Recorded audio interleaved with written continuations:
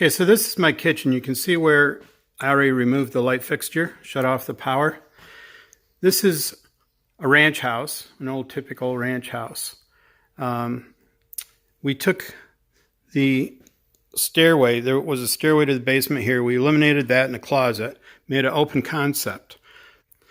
And this was the main kitchen light. We left it in place when we remodeled. Now the wife wants it moved. She wants it here, and she wants a ceiling fan. So to move it, what I'm going to try to do is swing the wires from here to here. If not, I'll have to tie into those wires. To make that move, I'm cutting out this whole piece of drywall. And I actually was able to see there's a seam along this joist. And I found the next joist, and I cut right down the center of that joist. So I'm going to take out this whole piece, and I'll make a replacement piece to go in there, and I'll mud around it. That way I can make a nice clean fix for that hole. I'll put the new light here. And of course, so here I am up here in the ceiling. I used a regular saw to cut into that. I found my edge here, and I found my edge over here, and I made a line. Now, down that side, that's where the tape was. So I just scored that with a knife, and then I cut across here because that's where I want to end. I used that line, and I used a square, and I made a mark, and then I just sawed along that mark. And I did the same thing down there. I went beyond where I want to put the light so I can hang with the utility knife. But I've got my cool little Dremel tool. Got this at an auction for cheap. I'm going to go down along this and see how that goes.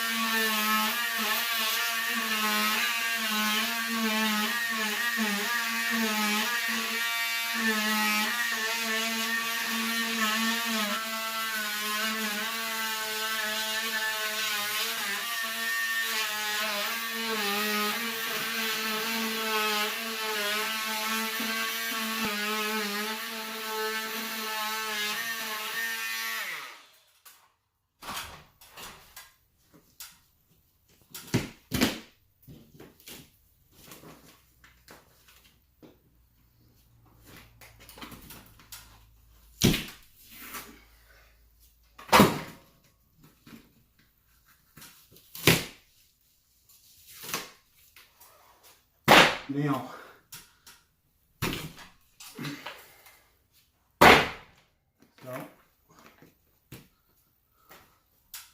that works pretty good. See, now I can just remove the nails.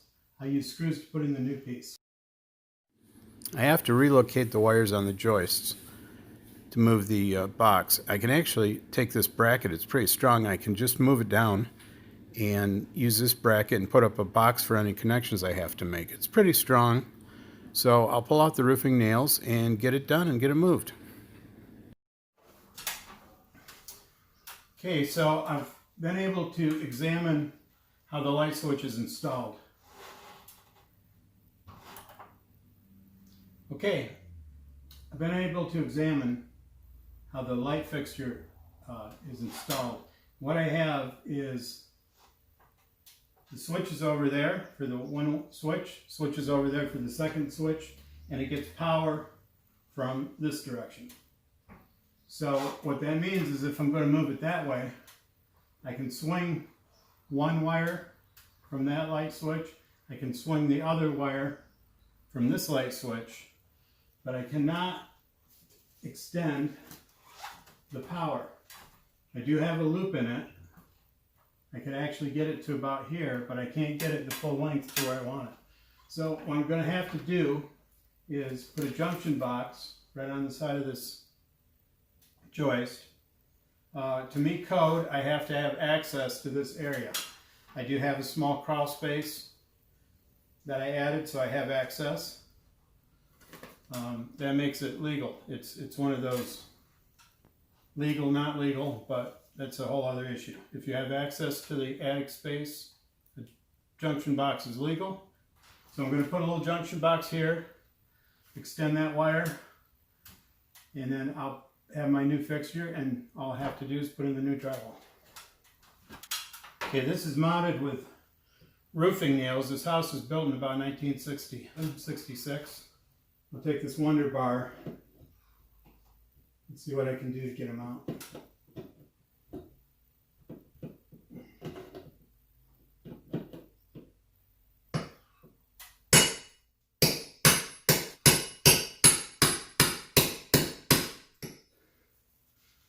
Two.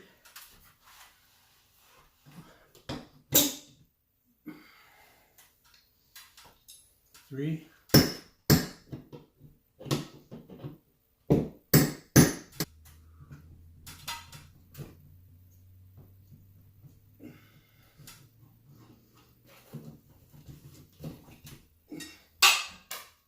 Four.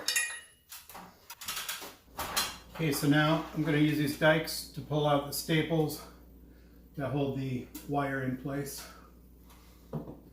Have to be very careful not to grab the wire or to pry against the wire. I like to remove stuff all the way when I work on things. Okay, so that'll have enough length there.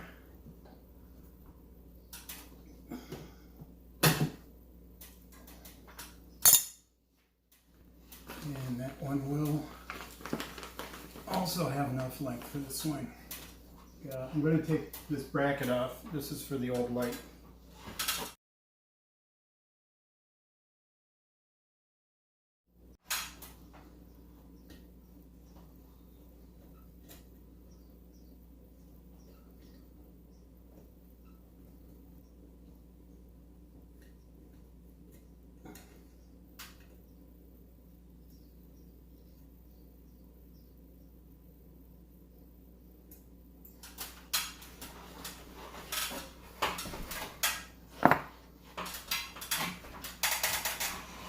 And of course, before you do this, you shut the electric off.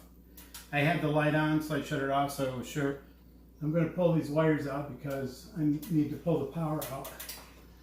This is an older installation box, so it's a metal box, so it does have the screw and a clamp to hold the wire in place. I'm going to remove that.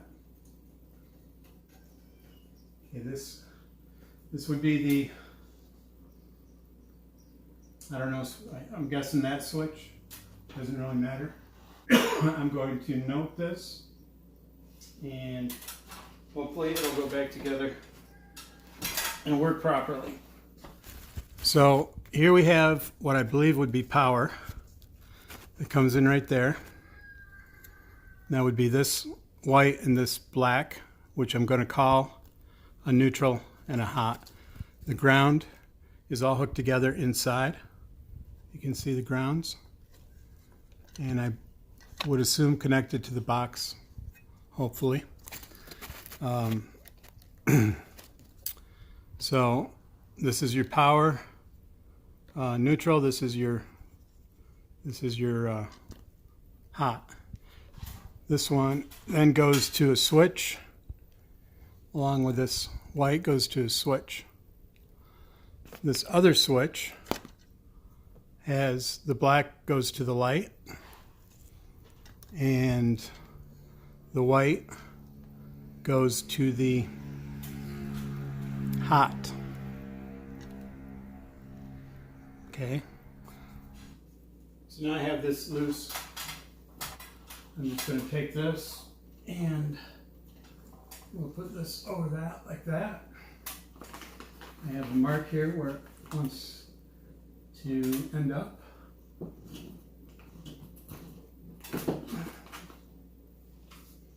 Put that in. There.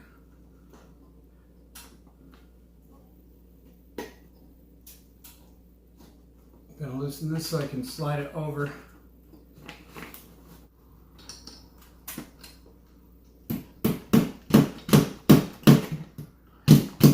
This drywall needs to be flush with the surface.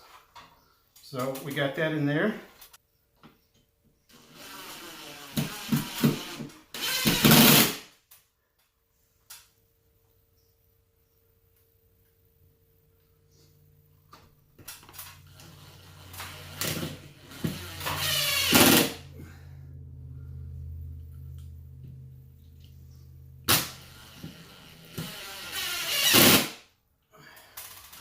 So now I have 4 drywall screws holding this bracket in place.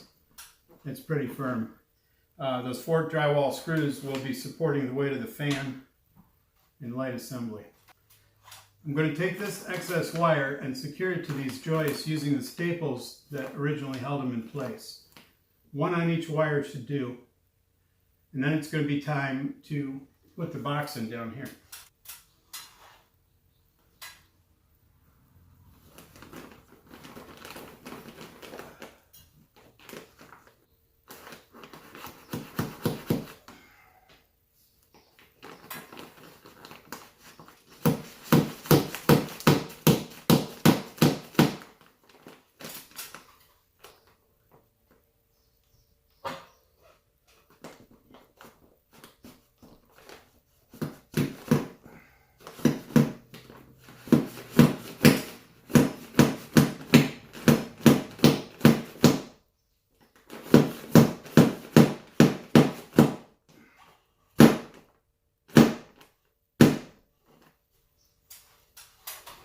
There now, I've got both of these secured. Hopefully I did it right. Believe that I probably have the correct length to meet code, so it's got to be secured within a distance of the box. Leave some excess so it can pull out of the box if you need excess wire. The next thing I'm going to do is put a box down here. Okay, so here, this is where I had to extend the line. I put that box up, it's covered, wire nuts inside. I used 12 gauge wire just like came into it and came over to this box. Okay, so there's my hole covered up. Now again, the box I put in there, right there, my hiding that does not make it illegal because I have access above the ceiling. The space above the ceiling, the access area is very tight. I have extra insulation up there. It's just really hard. It would be a confined space action to get in there, and I don't want to crawl on my belly. I don't want to walk on the joists with my knees. So it was a lot easier to do this. If you do not have access, you have to have a box and then have a cover on the box. So in that case, you could actually just leave what was there. And I wouldn't want to do that because my ceiling was so ugly. But I would want a box with an exposed cover if I had no access above the ceiling. Or the more correct way is just run new wires. You got to fish them through the wall and everything. It is a major headache, but can run new wire. So my next step now is I'm going to mix up some 90-minute mud. Put some hot mud on there with some fiberglass tape. Okay, so instead of searching out a video, I just wanted to show you this. So I put in a nice little pile, maybe about 4 cups of my 90-minute mud. And I'll tell you, mixing something completely void of water with water, it doesn't want to take it right away. So it takes a little bit. Like I say, you can make like a little volcano. You do your mixing inside the middle, and then just keep adding the mud or the flour to it. Okay, then I'll show you how it is when we get it done. Okay, we're getting there. Okay, just work it a little bit more. Be careful not to add too much water, because just like when you mix cement, you start adding water and all of a sudden it seems like you just add too much water, and then you got to get some more cement to make it the right working consistency. So just work this along and don't add too much water. So there, I've got it mixed up pretty well. I'm going to cut the tape. I'm going to put the tape up. This can sit here. It's 90 minutes, so I've got some working time. So let me put the tape up. Okay, so there, you probably can't see it too well, but right there I've got the tape up.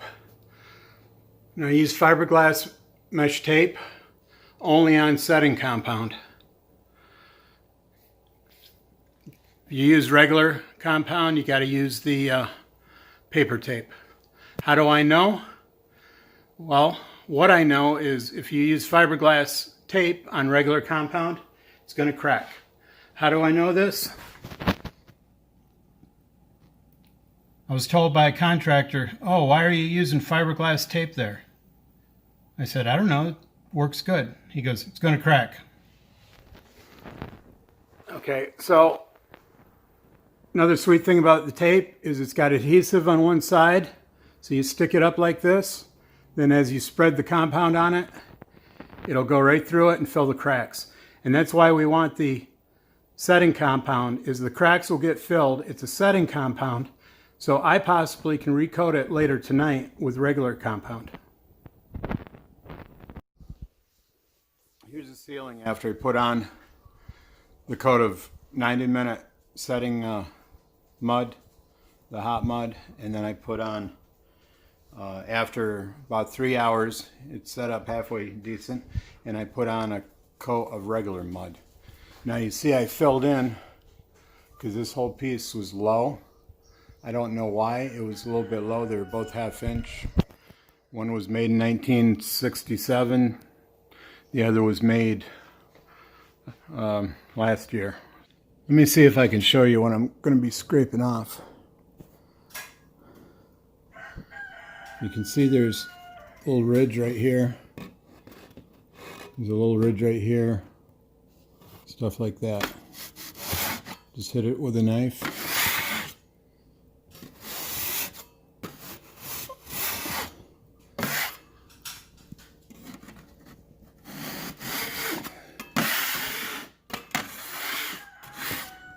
You see, might be some fiberglass showing through there. You don't want to sand that. You want to just mud over the top of it. So we just hit it all with a knife. Take the high spots off.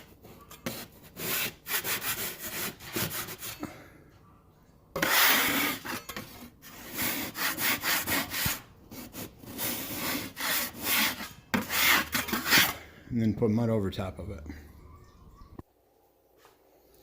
Just wanted to show you what I have for knives. So this is your basic knife spatula. It's a 4-inch. That's what you put your tape on with in your first coat. And you just do it at that width. There's a little bit of flexibility to it. And of course, the experts will tell you a knife that's worn is better than a brand new one. So it's worn, it's flexed. The next one here is for the second coat. This is an 8-inch knife. And it's got a nice feel. And again, getting a little wear on the edge makes it work better. Okay, and then the last knife I have, I believe, is a 10-inch knife. Now you might have a wider one, might not. When you get wider, then that flexibility really starts to affect things. Depends on the angle you spread it at, but I'm no expert. This is just what I have and what works for me. So the next step, I'll be spreading mud with this, the wide knife. And I'll probably do 2 more coats to get it right.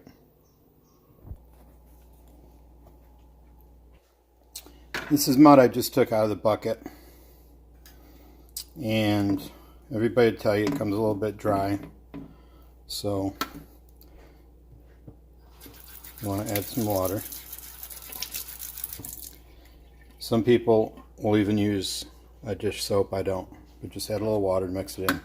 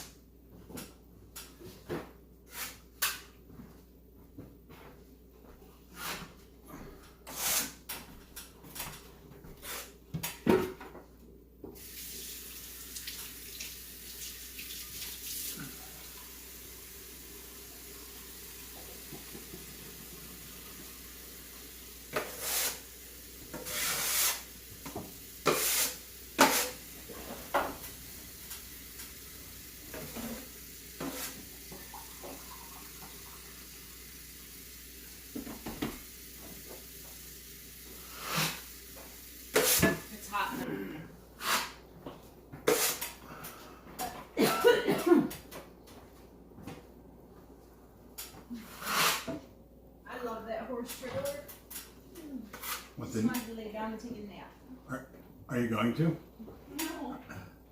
Got the sheets to wash for most of the call. Can you put the water up to that? I'm going to move it. Oh. Can you put the water up to that? Yeah.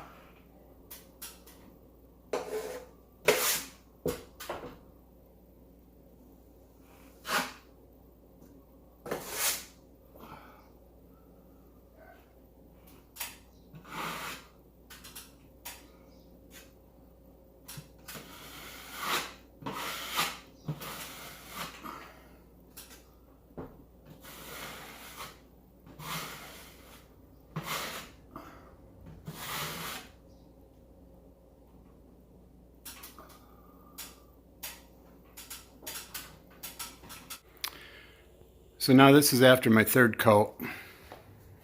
It's dried. I've actually taken my knife and scraped the edges off it. So you can see there's still some irregularities on it. Normally this would be the final coat, but it's still a little bit irregular. So what I'm going to do is put one more thin coat over the top.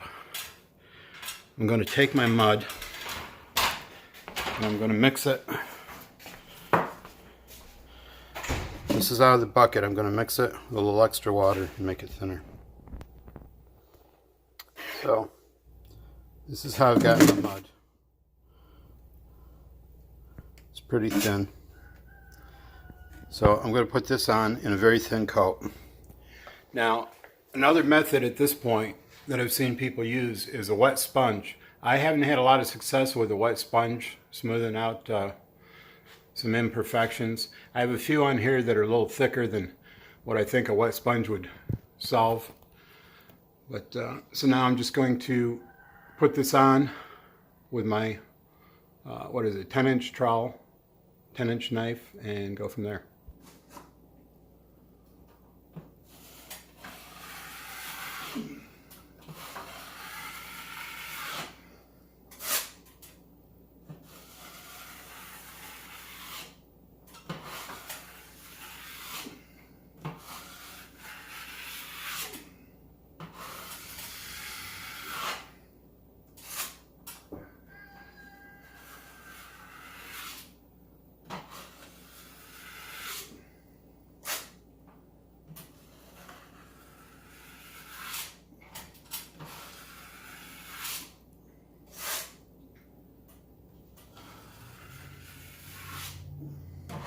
Knife, when I spread it, I turn it down as I put the material on to keep an even coating.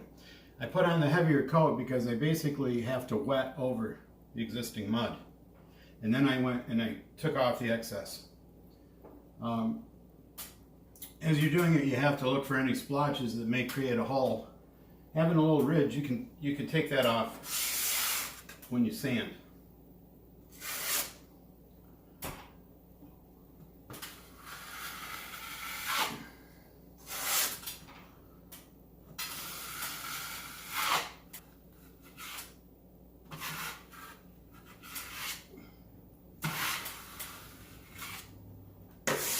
So in the future, somebody may put a base up on a light that's small. So you want to be as close to the object as you can. Now I've noticed on this lightweight mud that I'm using, sometimes I think the mud has got air whipped into it. So sometimes you get some air bubbles. And I don't think that's from blending it. So you just have to be careful to get all the air bubbles out of it.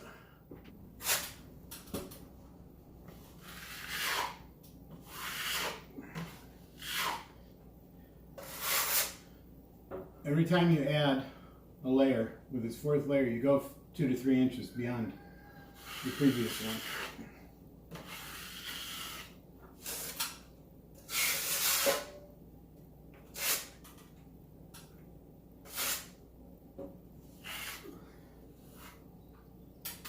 It doesn't.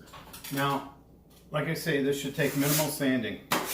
When this dries, I'll just scrape it with a knife and then go over it with a sanding pole, mostly just to change the texture.